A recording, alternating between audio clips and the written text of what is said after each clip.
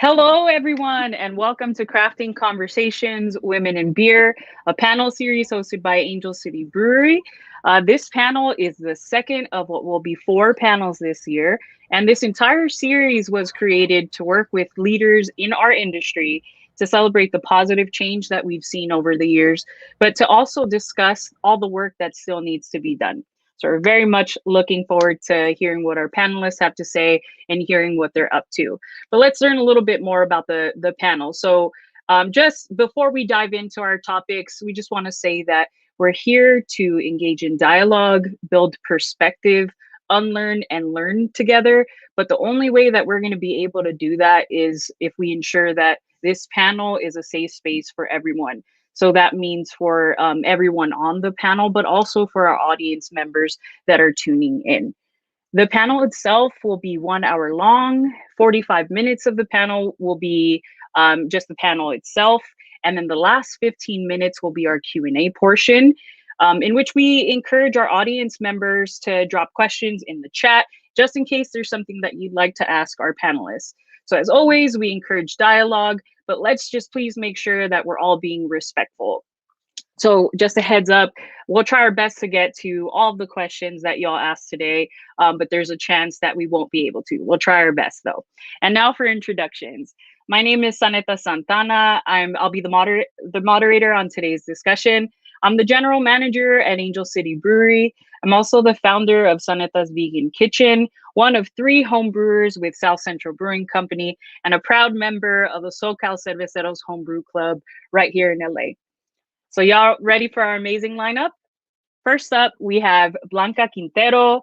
Blanca is the assistant general manager in Highland Park, is on the Pink Boots National Board of Directors, and is a certified Cicerone.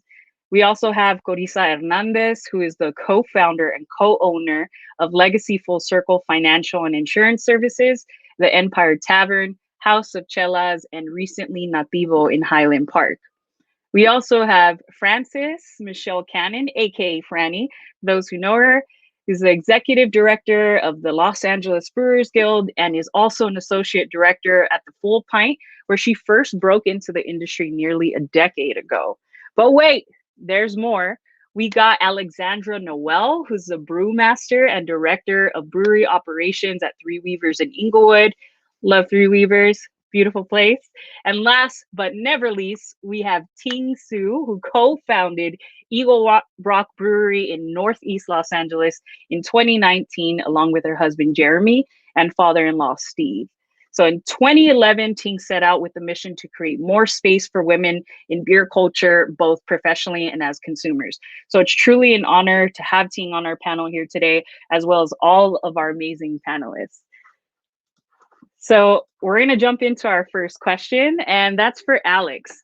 Alex, can you tell us a little bit about the journey that led you to the craft beer industry? Yeah, I mean, it was an unexpected one for me. I started my craft beer journey in college. I was at Florida International University in Miami. That's where I'm from.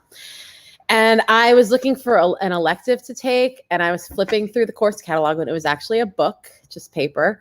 And I saw that they had a brewing science course with a lab section, and the lab consisted of just like learning how to brew beer and taste beer and sensory analysis. And I was just like, well, that sounds like a really great way to pick up 5 credits of college credit.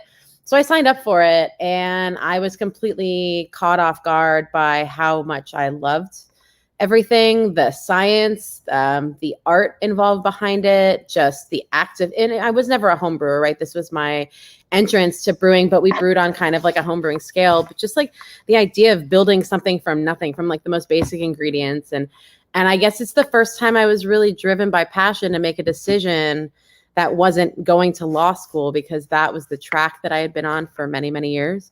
Like had gotten into law school, I was ready to go. But instead, I started applying to the Brewers Association's top 50 breweries. I was like, someone's got to give me a job out of all these breweries, right? I got an internship at Sierra Nevada. It was a lot harder than I thought it would be to like even get called back by all these breweries. It turns out, at this time there was maybe 1,000 breweries in the country, which seems like a lot, but considering where we're at now is not. And it was really hard to get a call back. Turns out they didn't really want to talk to a 22-year-old girl from Miami with no experience. So when I got the call from Sierra Nevada for this internship, I was just like, this is incredible. I've never been to California, but like, let's do this. And I moved to Chico, and that's kind of the very beginning of it all. And since then, I've really worked my way down south, but I've worked every facet of brewery production operation, but that just this chance that I decided to take this course in college that ignited the fire of what has now become, I think, just to me, like the best career I could have possibly found for myself.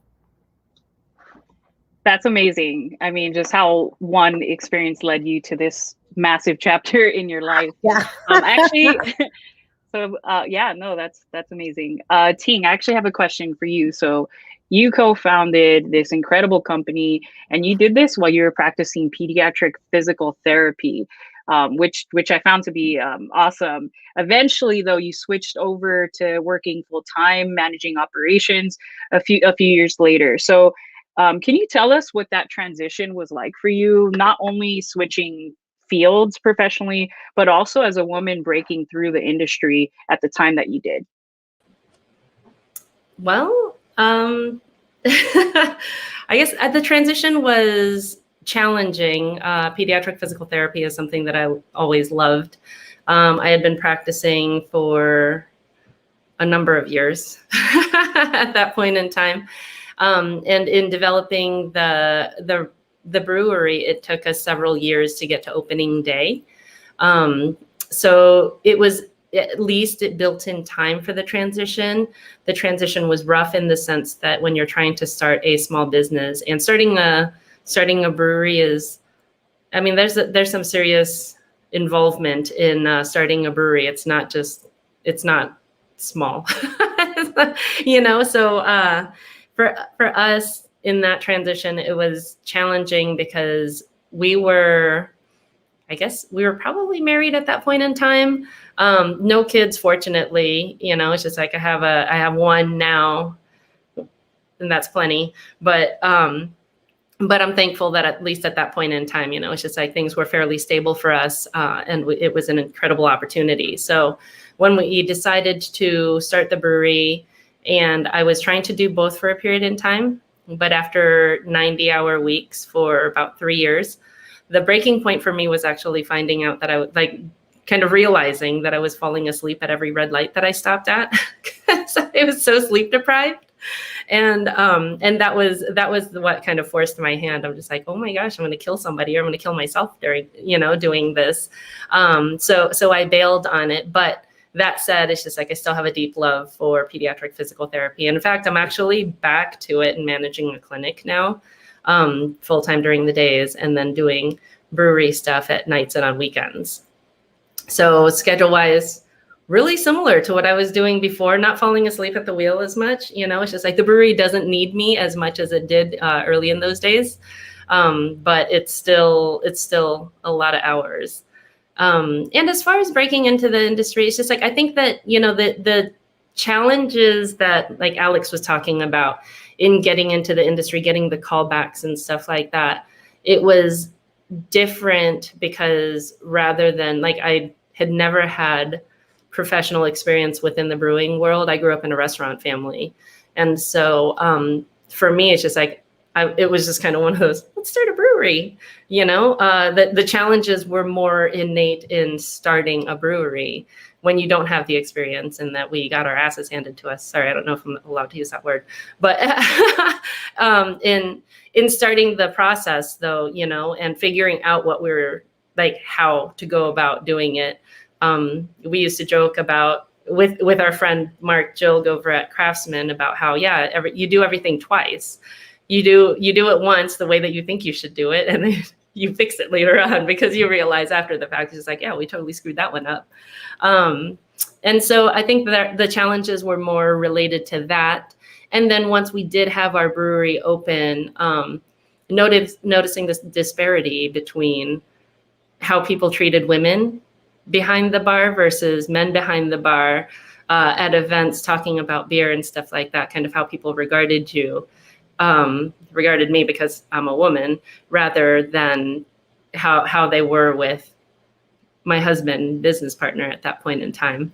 So I think the challenges were more in, not so much feeling like you had to prove yourself, but to some degree, it's like people felt like it's just like people almost kind of imposed that upon you. But so that was more, my experience was different in that, it's just like with starting the brewery with really kind of not much experience to go on, figuring out how to go about all of that and how to build on it. Thank you so much. That's an excellent answer. Yeah, like people often aren't unaware of the unconscious bias they carry when they go to a brewery, and then they don't really. I'm not saying it's like this for everybody, but in general, people often don't know that those things are there. So the follow-up question, or actually the question that I have next, is for Blanca. So Blanca, your passion for supporting women in the industry, it is reflected in everything that you do. So can you please tell us what you think some of the barriers are for women in our industry, for folks who just may not be aware or would benefit from having this perspective? And can you also tell us why you think it's important to empower women through community, mentorship, and education? Yes. Well, kind of following up to what Ting was starting to talk about, it's just like I started calling it like how somebody perceives your gender just because of progression and a woman in the beer industry and everything. So I had like a few thoughts. So I think that most of the people that I've interacted with in the beer world have been very inviting and encouraging, but there has also been a lot of unexpected negativity. And I guess I figured it out that it was to do with probably my gender. So it's created I inadvertently became passionate about it because I didn't want other people to experience what I had experienced, which was not like receiving the support or maybe that mentorship that you might. I don't know if everybody receives that in the beer world, so I don't want to say that that's what happens. Like you want to get a beer career and someone shows up and they're going to show you the way. But I do think that, especially after talking to a lot of women that are enthusiasts that became, entry-level brewing assistants or taproom employees, it seemed very apparent that sometimes women get shut down and they get put in their place in some ways or just kind of overlooked. You have two bartenders at the bar and the customer just directly goes towards the male versus the female. And experiencing that myself as being a beer tender and even as a manager, it's like very surprising where you have to put your foot down and kind of just be the person that's answering the questions, that is able to direct that person. I mean, this happens every week to me in the taproom position and it's just very surprising. And it's like this ongoing thing that I don't think has a resolve, but part of what I hope to do, or what I am doing with the work that I do, is just to help empower women to know that just because some idiot person shuts you down or makes you feel like you're not belonging to this community, you still very well can. And any woman that I meet that just feels gun shy about it because they had a bad experience because somebody told them they couldn't in some ways, that just makes me more full-hearted wanting to push them to do it. Because first of all, no one can tell you what you can and can't do except yourself. And even then you can question yourself. But I think that there's just so much lacking of that kind of like foundation. I mean, all of you here on this panel, I call like at least Ting and Alex the godmothers of the LA beer world, and so much so that you're basically the foundation that we built this whole on, and then Annie just kind of added to that, and so did Carissa. And I feel like as I've observed this community growing, one thing that I feel that needs to be reinforced is this whole concept of there is no girl beer, like that documentary that's coming up, and we just have to focus on being inclusive and knowing that sometimes people don't have that gumption to go for something, and if they get shut down right away, they just won't keep trying. And I just kind of feel like anything that I can to help support somebody along their journey after they've experienced something like that, I feel like it's very important, like especially now. ever. Thank you, Blanca. Yeah, I know more than a handful of people who really look up to you and appreciate the work that you're doing. So thank you for your thoughtful answer. The next person I have a question for is Franny. First off, Franny, where would be, I'm sure anybody tuning in right now that either works at a brewery or has just been dealing with this last year is like, oh my gosh, where would we be without you? But we all really mean that. So for those who might not be as familiar with the work, you have an extensive history of involvement in the craft beer industry that ranges anywhere from marketing to advocacy to work with a guild and so much more. Some might not know that the ED position was the first full-time role for the guild that was proposed by the board of directors to provide more support for its members, but to also increase visibility. So given your collective experience, your leadership in our industry, what are the areas within craft beer centered around diversity and inclusion that deserve continued education, community, and support? That's a great question. It's like the question of the time right now, right? So, you know, what's funny is that one of the things that I've noticed over the years is just how easily it is to forget to champion the diversity of your community and your region. I think that here in Los Angeles in particular, we are blessed with diversity in a way that I often have to remind myself is not the norm in other, especially craft beer communities. When people think about craft brewers, they don't necessarily think of people who look like Alex, for example. And when they think about who's running the tap rooms, they don't think about people like Blanca. And so I always have to remind myself of the greater optics in that. So whether that be expanding diversity, equity, and inclusion programs, so that we could be more mindful about reaching those new demographics, so that we can give opportunities to people who may not feel welcome in our communities, to just, you know, amplifying the narrative of, you know, what makes the fabric of our communities vibrant and diverse. That's something that's been, you know, top of mind for me recently, is that, you know, oftentimes we're kind of thrown into the mix, you know, when Ting talks about just getting into the building out the brewery and learning everything on the fly. We often take for granted the good things about our community that we have. And I think that that's something that's very unique to Los Angeles even. Just the sheer volume of strong, you know, people of color and women. And so for us, it's, you know, really being on top of being mindful of creating opportunities. And so, you know, that's something that you can always improve upon year after year. And I think that right now is like, we're at that critical point where if you're a business or a brand or an organization that's not thinking about this, you're really falling behind the curve. And I think that, you know, personally, I believe that partnering with like-minded nonprofits and organizations that align with your values is, you know, the first step in expanding that message. Because I always get brewery owners who, you know, have very lean, small staff, and they want to be able to be more diverse or inclusive, and they don't know how to do that without hiring more people. And, you know, at the end of the day, you don't always have that luxury, that opportunity. And so it's really diversifying how you approach these programs, whether it be partnering with a great nonprofit that amplifies, you know, Black voices or marginalized voices or women even. Those are the things that I think we really need to kind of, you know, put on a pedestal and uphold, because it's so easy to get lost in all the work and take that, you know, special thing that we have here for granted. And for me, I'm personally feeling like we have a responsibility to the craft brewing community as a whole to really, like, you know, blast this message out there, because, you know, in other parts of the country and other parts of the world, these communities, these marginalized voices don't have that opportunity. So for us to be, you know, leaders by example is something that I'm really excited to see from everybody. Absolutely. Thank you so much.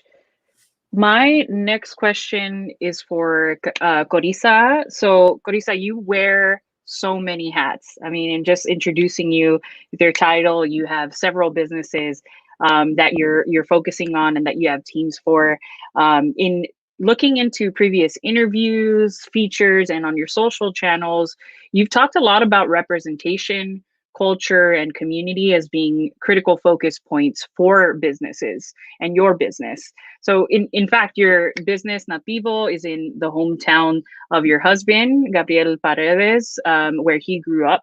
So for those unfamiliar with your work, would you mind sharing your thoughts on why representation and culture matters, not only for your own business, but given that there are so many others, not only on this panel, so many of our panelists have already just we're seeing this common theme that we're touching up on, but we're also seeing other businesses outside of just the craft beer community focus on representation and culture. And you've really been leading the way, not only with craft beer, but in the food industry as well. Yeah, thank you. Thank you for that question. I think it's really important to talk about representation, especially, when there's big conglomerate brands that market, especially to a Latinx community, that oftentimes exploit and don't do anything in return for the community. My background started in financial services, and even back then it was about how do we raise awareness in communities of color that don't always have access to information. And so bringing that passion into the bar industry, my first passion project was Chelas, which is in Boyle Heights. And Boyle Heights happens to be my family's first home here in the United States. And for me, it was really important that in this space, it was a safe space, first and foremost, for women and communities of color to come in and really enjoy a beer and feel comfortable. And that beer had to be something that was produced locally by breweries that are ran by mom and pops, and not big brands that are targeting our communities just to make a profit. So in representation, it's really important, especially in Los Angeles, where you have a large Latinx community, lots of very powerful women that are out there looking to enjoy themselves and go out and learn about beer and the beauty behind it. We wanted to make sure that places like Chelas and Nativo are highlighting a lot of the stories behind the beverage that we're providing to customers, and making sure that that education is there as well, so that, not only are we providing beverages, but just the way to respect that beverage and the art and work that went into it. So for me, representation is really important when it comes to creating these spaces that celebrate a culture. My background is coming from an immigrant family, and highlighting that and celebrating that and validating that experience, so that individuals that have similar backgrounds to me can walk in and feel like, wow, this is what I believe in, what I am, and really feel safe as they're enjoying the ambiance and the cocktails and the food and the flavors that are celebrated and all of that. 100%. And I feel like that connects to what Blanca was saying earlier about how, like, just certain guests, when they walk into our tap rooms or establishments, they might feel like embarrassed to ask a question, or they may not know what they like. And there's assumptions that are made on like who is to like certain things, like what products, cultures, cuisines are made for specific groups of people. And so it really is amazing to make people in our communities feel like, no, this place was for me. Like, not only do we work here, but it's a safe place to be able to celebrate what the community has to offer, and then to be able to ask those questions that they may not feel as comfortable at other establishments that don't have that same culture. So my next question is actually for Alex. So you all are such amazing and inspiring women. There must be people who inspire you. So that's my question to you, Alex. Who inspires you? Who or what inspired you to end up where you are, and who inspires just the passion in your work today? Okay, so I mean, I am a brewer at the core. I've taken on a lot of different roles within my profession, but I'm still driven by beer, right? And the people who drink the beer. And so, okay, I mean, like brewing at its foundation is a craft that's driven by passion, right? You put in a lot of hours and sweat and tears to rise in the brewing world, especially as a woman. So I'd like to think that passion is the motivation for success in my career. It's something I've been able to hold on to now for like going on 14 years, which is crazy to say, but it's been a little while. And I still love what I do every day, sometimes more and more. And I like to tell people when beer stops being fun, you should probably find something else to do with your life. But fortunately, it has not yet ceased to be fun because there's so many different things to do. But like, so I'm obsessed with the process of brewing. And like how one experiences beer and their interpretation of beer, and then how it relates to it being built upon by like the raw ingredients in beer. Like I said, I'm a brewer, right? Like that is who I am. So like I'm driven by innovation through experimentation with like new ingredients and new processes, but then how it's consumed and like internalized by the people who are consuming the beer. It's a tangible thing. Like beer is so special, and being a brewer I find to be ultimately special because I'm creating something tangible that someone can experience. It's not just an idea, it's an idea that's brought to fruition in a very physical form. And you know, beer as a beverage transcends so many different aspects of our culture and our community. It brings people together in happiness and sadness, joy, pain, whatever. Like it transcends so many different things. And so I guess that is definitely what motivates me, or what continues my passion within what I do. I talk about the raw ingredient supply chain. I like to say I'm obsessed with the supply chain. I am a nerd when it comes to ingredients. My new beers are based off of innovation on ingredients and sometimes processes, but like it's amazing how much room a brewer has to create so many different things with seemingly simple ingredients. We have water, we have malt, we have hops, we have yeast, change up a little bit of everything. And like, it's just so limitless, but it wouldn't be like what I do wouldn't be as special to me if it wasn't for the people that drink the beer. And when it comes down to it, we produce beer for people. I mean, I like to say we're brewers. We like to brew the beer that we like to drink. I mean, most of the beers I make are things that I want to drink, but it's also just how to push the boundaries in a mindful and intentional way. Everything we do at Three Beavers is with intent, which is who I am as a brewer. But it wouldn't be the same without the people who drink the beer. Can we just cheers to that real quick? Yeah. Cheers. Thank you. Blanca, same question for you. Who or what inspires you and your work? This one's always hard for me because last time I was asked this on the panel, Lynn Weaver was on it, and she's like my new hero. All that she went through, anyway, that's a whole other story. You should talk to her if you've never have about her background. But I think as I go along, it's somewhat always my mom because I'm Mexican. But it's also, you know, all the women that I've met along the way. I mean, all the people that helped me in my career were men. So I don't think that, you know, hashtag not all men. I think that I've been very fortunate to have dealt with a lot of good beer industry males that have helped my career along the way. But all the women that I continue to meet, like through Pink Boots, through these kinds of panels, just being in the industry and before being a fan, I always get excited to see and hear about people's journeys. I just had gotten like a Facebook reminder of the first women's forum that I went to like 9 years ago, apparently. And I was like, oh my God, you know, that was so exciting to go to a place that was like a safe space and meet other women that were as passionate about beer as I was, that weren't necessarily at the time in the industry. But I think that it's similar to what Alex was saying, which is awesome. Just, you know, the people, you know, it's kind of like I really have this passion for beer hospitality, which is really weird.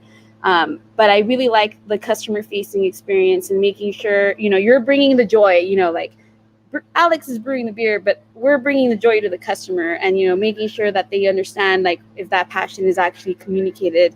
And I think it just keeps it interesting, and it keeps you on your toes. And it's something to say about the LA beer scene, and all the women in it, and all the fun stuff aside from the women's beer forum or like the independent women's club. There's so many fun lady groups out there, and anytime I meet them, they might not be nerds, they might not be beer enthusiasts, but just like how cool it is to sit and have a beer with some women that just also enjoy beer like I do, that's also kind of a thing that keeps me going as well. It's very inspiring sometimes, to take you out of your nerdery to see like the normal people and how they enjoy a beverage, but yes, it's my mom. Just tell her I said that. Oh, we will. Thank you. So my next question is for Ting.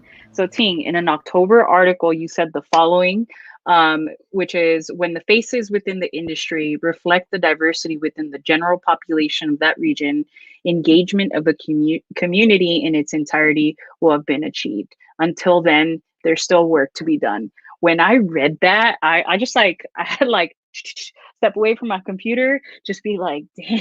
And I came back and I was like, I have to bring this up during the panel, just because that was such a powerful statement that you shared, and that's still 1,000% relevant today. So the question I have for you is, you've been around to see some key changes over the years, and you've led the charge in some of these spaces. But because there's so much work that has to be done, can you shed light on some of the issues that our industry is still faced with? Sure. I mean, the impetus of that was really, in the context of the article, talking about, women in industry, but also minorities, people of color. It's just like, I mean, the industry itself, the beer industry historically has been a very cis white male heavy industry. And so really in the context of, it's like, what's the end goal? Right. And it's just like, and when you talk about end goals, but you're talking about a subculture or a small population of the beer consumer. But the thing about it is, beer being as pervasive as it is, and as kind of all encompassing, really. I mean, in our world, obviously, it's just like we're biased in the sense it's just like beer is everywhere in our worlds because of the industries that we're in. But within the context of the greater population, you have your demographic breakdowns within a population. So it's just like, what's the end goal? If we have certain percentages of the population that are Black, certain percentages of the general population that are Asian, this percentage of the population that are women, actually, we're a slightly higher percent female than we are male, right? In the grand scheme of overall population, but it's just like, is that represented within the consumer base? First and foremost, secondly, what's the representation within the brewing community? And so my thoughts on that, the reason for that kind of statement was really that we're working towards something. We're in an industry that's historically not very diverse. It's improved tremendously in the past decade. In the time that we've had our breweries, just like the faces that I see at breweries, and on both the consumer side and on the professional side, it's very different. But again, like Franny was mentioning earlier, we have the benefit of being in a very diverse community. This is not the same across the country. It's not the same in other cities. And so within the context of being in LA, we're relatively fortunate in that, but we're still not representative of what the general population is. And there are still people who are not given the same opportunities because of gender identity, because of who they are, because of the tone of their skin. And so I think that the statement was really about that. It's just like, how do we create opportunities and truly make things equitable for people so that it is more inclusive And I think that that's the end goal, right? Anybody who wants to do something, they want to pursue something, and they put in the time to do it, they should get those opportunities. They deserve those opportunities, right? If people are willing to work for it. And it's just like, it's taking it back to a merit-based opportunities for different positions within our industry, rather than having it be more the old school boys club type thing. So that's the impetus behind that statement. Thank you, and that's important context that that I'm sure will be inspiring for people tuning in who may not really know, like, well, what's going on, and like, how do I make a positive change? So really, that's powerful information and meaningful information that you just shared.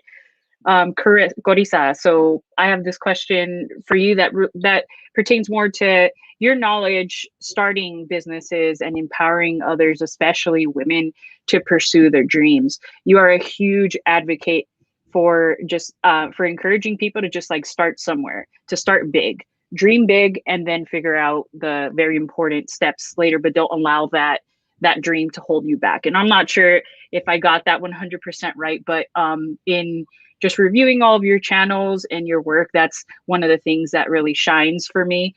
It's just that encouragement, especially for women. And now that you have a few businesses under your belt and you're working to also empower others, can you tell us about some of the teachable moments for you, that if you went back, like, let's say 10 years, and you could talk to your younger self to say, like, all right, well, like, maybe this will work best. Can you share some of those teachable moments for anyone tuning in who may want to open up their own businesses one day? Maybe they don't have access to capital, or they may just not know where to start. What are some of the key things that you could pass on to our community members listening today? Well, you're 100% right. I'm all about, just get out there and make it happen. I think that my number one piece of advice is to get out of your head. I think that if we're stuck in our head just questioning and doubting and looking at all the challenges, we never really get solution oriented. So the moment we step out of our head, and I think that unfortunately, at least with my background, it's taught that women should be submissive and smile and nod. It's a big stigma in the Latinx community. But if we learn to just kind of break free from that and stop questioning ourselves, we're able to be a little more solution oriented and find the resources that are necessary to really make those dreams become a reality. There's individuals even within our beer community, and I was joking earlier about Ting being my mama bear, but there's a lot of mentors in our community that want to see you thrive. And if we're stuck in our head, we don't really get out there and see that there's opportunities, like Blanca and Pink Boots and Ting wanting to create women's beer forums where there's these safe spaces where we can really go after our dreams. So that would be my number one piece of advice to any woman out there looking to go after any of their dreams, whether it be in brewing, whether it be in the bar industry, in the restaurant world. Sometimes we're intimidated because we feel that it's a male-dominated industry, but if you really look at what we do on a day-to-day basis, a lot of us are multitaskers. And that's really what happens in business. You multitask and you learn how to solve problems all day long, and you apply that to your business. And for me, I don't have kids. My businesses are my babies. So it's really putting that much love and passion into the work that I do and creating something beautiful that gives back, for me, to women, because that's what I'm passionate about. So I don't know if that answers the question, but that's absolutely my number one piece of advice is just get out of your head, get out there, dream big, and make it happen. Thank you. And yes, that answered my question. It was a perfect answer. I have a question back for you, Franny. So we've all been there. We've been overlooked. I've had a lot of those I am the manager moments. Blanca, you referenced that earlier. But with those experiences, I don't know if you all agree, it comes thick skinned. you get thick skin, you develop the all too good clapbacks. So I'd like to just have a moment of appreciation and just ask you, Franny, do you have a clapback that you clearly recall that just made you dust off your own shoulder a little bit? Oh, this whole year has been just a perpetual clapback. In terms of a specific clapback moment, that's escaping me right now. But let me tell you, this pandemic year has been such a challenge for everyone. Everyone has been tried to, basically nothing. Like, it's worn us all down. For me, I'm in a very unique position in our industry where I'm not necessarily directly consumer facing. I do a lot of our member management, and with that comes the mental and emotional burden of delivering the bad news to people. I've mentioned this to you ladies before, and it's been a constant growing of a new thick skin. So I've had to kind of reframe my, my personal emotions, right? It's just already challenging as a woman to be considered emotional or angry or irrational or, all those things that are negative and very not true for our gender. But I've had to, adapt and create a thick skin over the thick skin over the thick skin, because during a time of crisis like this pandemic, clapping back is such an easy reaction to default to, especially in a high pressure, high stress situation.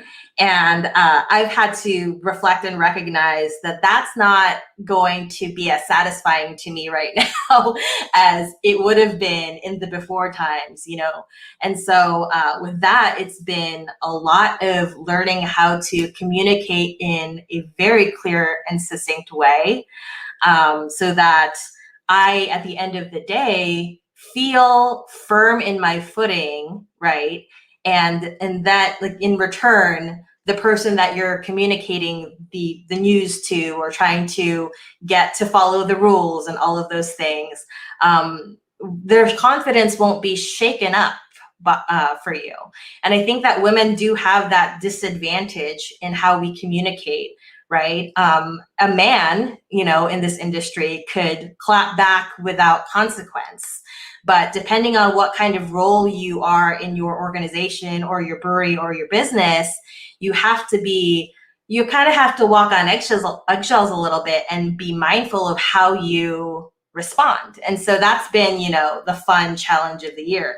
And, even on the consumer facing side, it's also not easy to have that polite customer service voice when, on our LA Brewers Instagram, I have people screaming at me about the experience they had at a tasting room because they don't want to wear a mask or they don't want to socially distance, right? And so, that's been the thing. Like, it's instead of, reacting and doing that girl power moment where you really want to say something, you really want to respond to that, it's been just reframing things and, like, not holding back, but measuring your tone and how you communicate so that you could be the most effective, so that you feel like you know how to do your job. Because for me, there have been times where, there is that pressure, being a woman in this industry, where if I misstep in how I write an email, just the passive aggression or the whatever tone that can be perceived could really just ruin your week. And for me, it's not so much the satisfaction of clapping back so much as it is having that confidence at the end of the day that I know what I'm doing and I'm kind of silently clapping back internally for myself, if that makes any sense. Yeah, absolutely. Working with your inner voice to let go of that second guessing that's so deeply ingrained, I think, in so many of us. So yes, 100%. Thank you, Alex. So question for you. You have an extensive knowledge in craft beer history, styles, brewing techniques. You've studied, you've traveled, to say the least. When you reflect back on everything that you've learned and accomplished, what are the top 2 things that push you towards growth the most? And how did those experiences change your life for the better?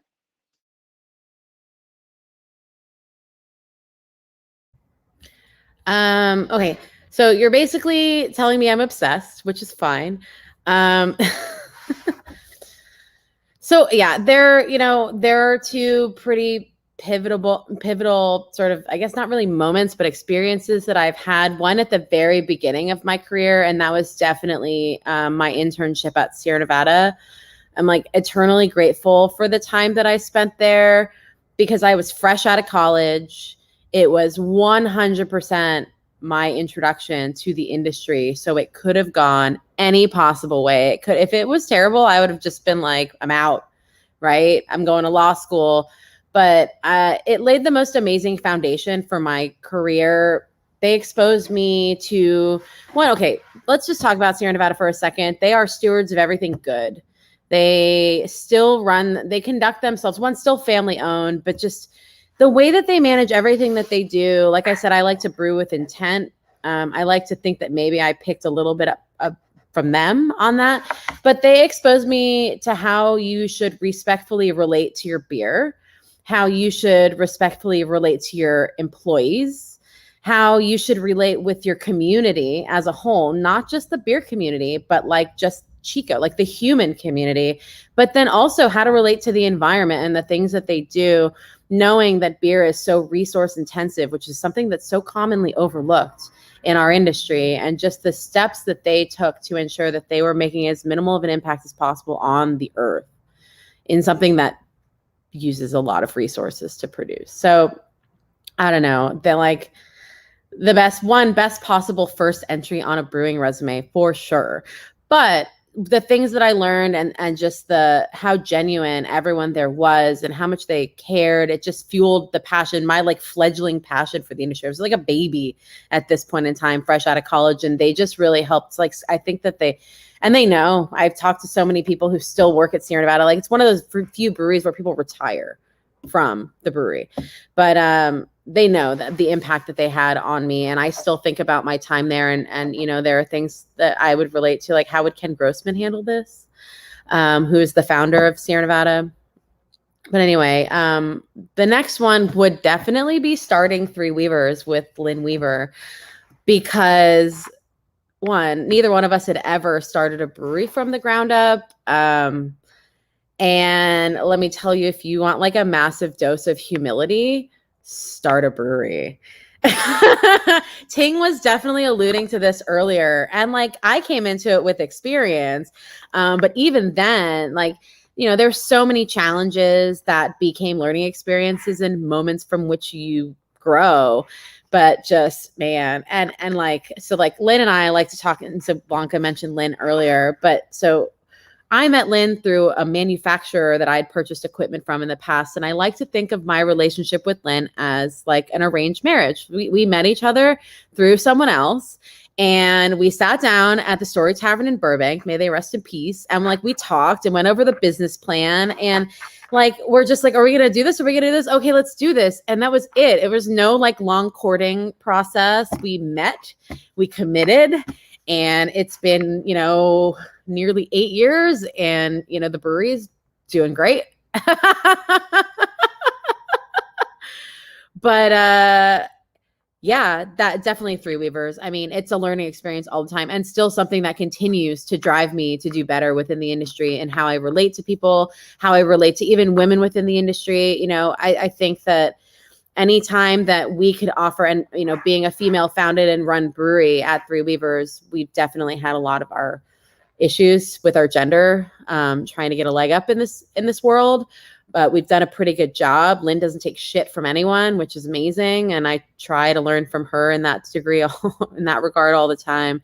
But even though we're pretty far down the road in Three Weavers, it's still every day has become it makes my life better and better all the time, because it's constantly shifting and changing.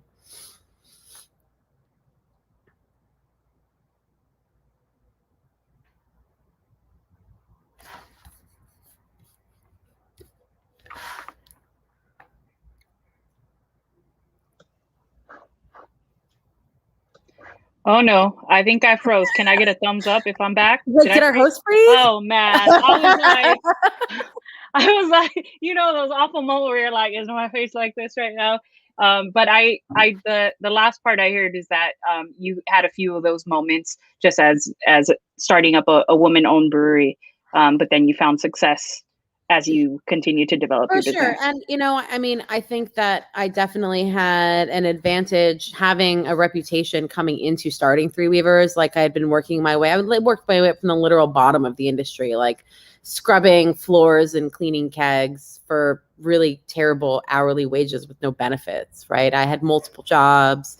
There comes, in the passion of wanting to continue on a path that may not be the most fruitful financially, but fulfills you at the end of the day. But Three Weavers is a challenge on every day. Every day it shifts and changes, especially in a pandemic.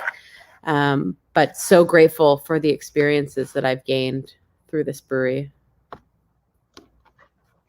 Thank you, Alex, and thank you for repeating that last portion. So we got a question. We're in our last 10 minutes of our panel. We did get one question, and I'd like to ask this to the entire group. No need to answer if you don't have a response to this. Just wanted to give everybody an opportunity. So the question is, how do you decompress after a tough day, whether it be dealing with a tough customer or otherwise, especially since the pandemic started?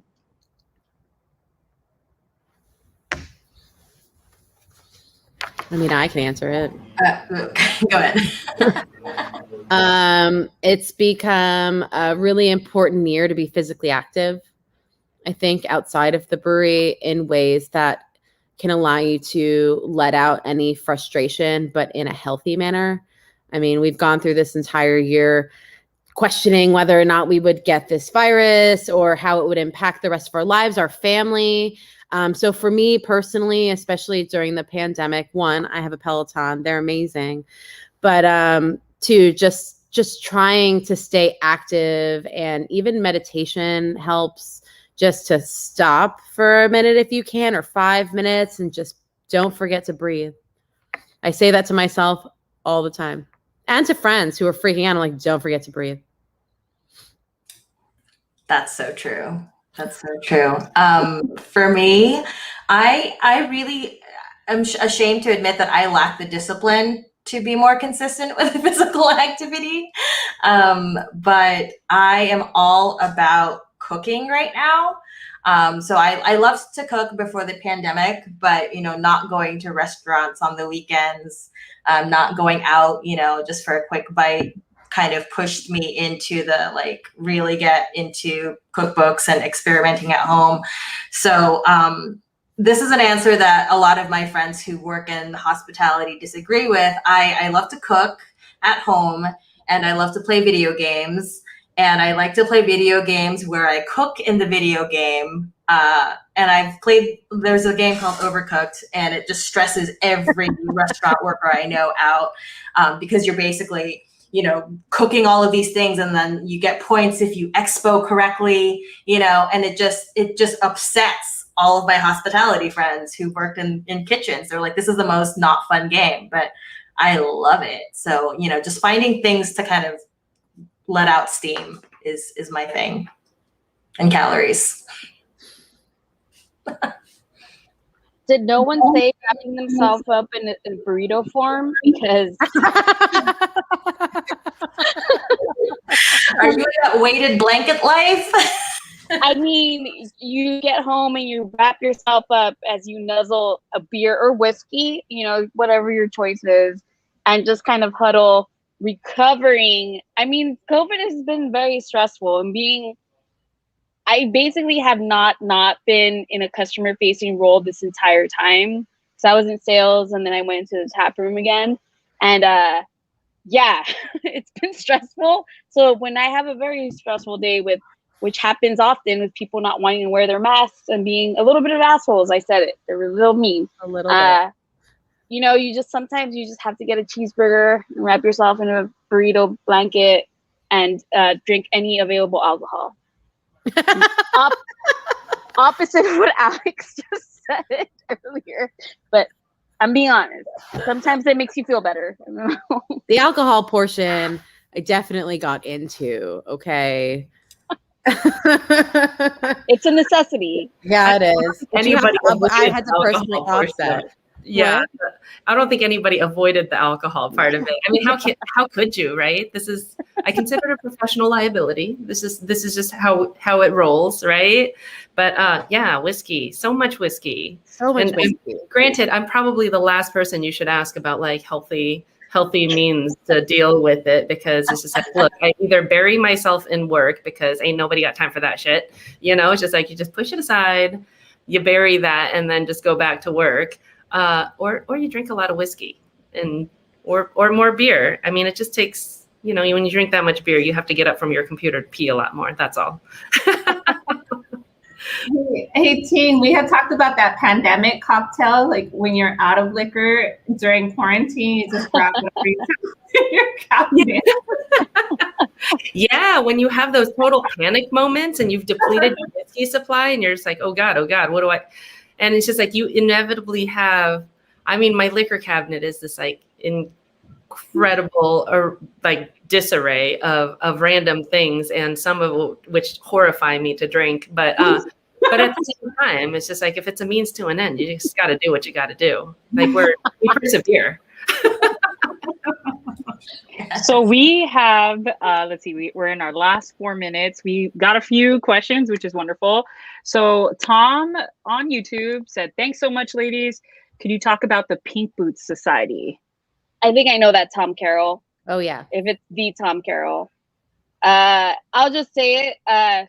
So Pink Boots is now open to all females or women in the fermentables industry. So not just beer. It also includes like distillery, kombucha, cider, wineries, because it was a long time of only being female brewers, and then it started to incorporate all women in beer, and then it incorporated all women in alcohol industry, which is great, which includes servers and bartenders at restaurants and things of that nature.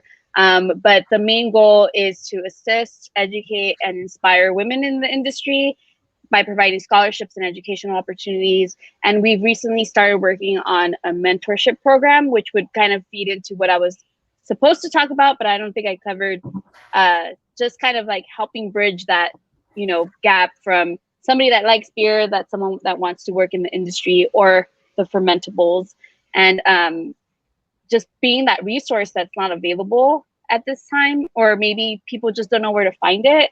I mean, obviously this panel is a very great start. There's lots of great women on here that everybody can email or Instagram. I'm just saying it now so that you're prepared for that.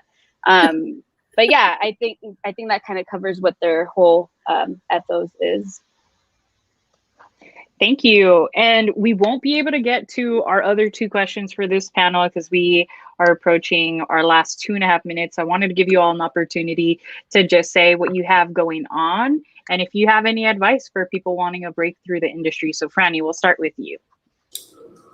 Okay, so breaking into the industry, obviously, getting your foot in the door is the first step, right? And I would say that my advice would be to, if you go to breweries, introduce yourself. Like, we love meeting new people. It's never really a bother. If the brewers are busy, maybe not expect them to drop what they're doing for you, but leave your contact, introduce yourself.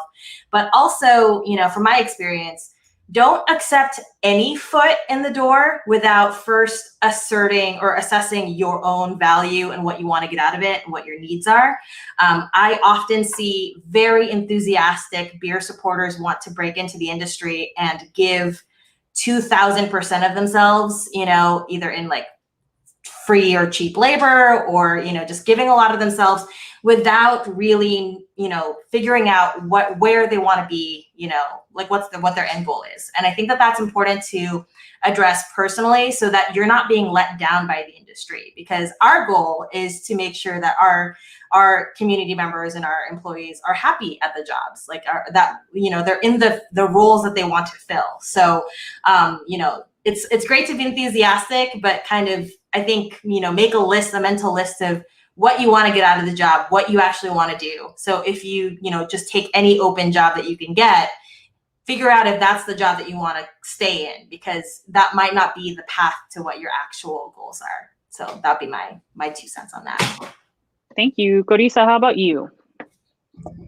Well, we're excited that we're going to be opening indoor seating at Chelas and Nativo very soon. Our patios are currently open. Lots of craft beer pouring from our draft system. So if you're looking for some cool draft beer, I encourage you guys to come check us out. We're really excited about this new step forward throughout this pandemic. And in terms of getting your foot in the door, you know, at least working in the bar industry, I always enjoy seeing individuals in a safe way bring their resumes in person. You know, I like to see who's behind it, not just an email or a DM. I think that it says something about someone who took that extra step to come introduce themselves and drop it off. And just like really put a lot of thought into what that resume looks like. Do you have experience and passion in the industry, and not just say, hey, I think it'd be cool to work in a bar. You'd be surprised that happens a lot. But yeah, we're looking forward to seeing a lot of your beautiful faces at Chelas and Nativo very soon. And thank you for having me. Thank you for being here. How about you, Ting? Let's see. So with regards to getting into the industry, you know, Alex had mentioned thick skin before. Was it Alex that mentioned that? Somebody mentioned thick skin. It was Blanca, sorry. But I agree, you know, it's just like, and then additionally, the understanding kind of what you're getting into, but knowing your worth, right? So offering yourself up for free don't do it. It's against California employment law anyway. It's just like, never give it up for free. And then beyond that, you know, what you should be doing is looking for, even though if you're coming in at entry level, there is no reason whatsoever why people shouldn't respect you as a human. And so all too often I hear about, you know, it's just poor practice with those regards and people who are feeling disrespected. And at the end of the day, as a business owner, I never want to disrespect any of my team. And as a business owner, you should always understand as well that it's just like, without your team, you're not going to get very far as a business. And so I think that's, you know, it's just like, it's finding that balance of, yes, take feedback, be willing to grow, be willing to work hard. And that's totally cool. And then, you know, it's just like, but also don't get beat up over it. It's just not worth it. You know, and then so as far as things that are new for us, our tasting room we're still outdoor seating only. Our tasting room is tiny at the brewery. So outdoor seating is actually way better. I feel way better for my team, for my staff that are there behind the bar, that people are outside rather than in our little tasting room with them. And I feel better about it for our guests. We are working on a series of pop-ups coming up with some Asian chefs. So I'm just like kind of just putting it together right now to benefit Stop Appy Hate, which is, you know, it's just like in our talks of diversity and inclusion. I think one of the things that there are very few Asian people within the brewing industry, within our culture, certainly very few Asian women within the brewing scene. And so for some, you know, for me, it's been a challenging several weeks with hearing the news and worrying about my family and things like that. And so we're making moves to start actually a series of pop-ups to raise funds for that.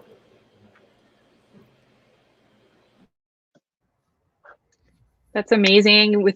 So for anybody with the means to support Eagle Rock, especially with the beautiful work that you're doing, please head out, and as well as our other businesses, for the folks on this panel. So Alex and Blanca, did you have anything going on, or did you have any tips before we wrap up our panel that you'd like to share with our audience? I just want to quickly echo what both Ting and Franny said. Never work for free. That is not a thing. You should always be paid. There is no such thing as an apprenticeship. That's just people taking advantage of your labor. Do not do it. Always get paid. That's my soapbox, because I've said that all along. We don't bring apprentices into Three Weavers. If you come in, you get paid, and you get your benefits. As far as what's going on with Three Weavers, I mean, we're trying to settle back into this weird world we're in now, but the tasting room is open. We're slowly expanding our operations there. It's really comfortable. Just keep supporting your local brewery. That's all I really need to say. Your local brewery or local bar. We're all hurting. we're all trying to normalize our lives, just make it a little easier for us, and you know, buy a beer from us at the store too. You don't even have to come to the brewery. See it in the grocery store. Do us a favor, buy a 4-pack or a 6-pack or a 12-pack, whatever it is. Thank you. How about you, Blanca? So we are back open as we get 7 million phone calls a day. Our patio is open. We're not indoor yet, but we're waiting until all our staff is vaccinated, which is going to be hopefully soon, the second, and then, you know, the 2-week period before we open inside and change some of our layout. Another thing I wanted to mention, I guess I'm on another panel for the Women's International Beer Summit. I'm on an equity panel, and that's the 24th through the 25th. You might have seen it on the Instagrams.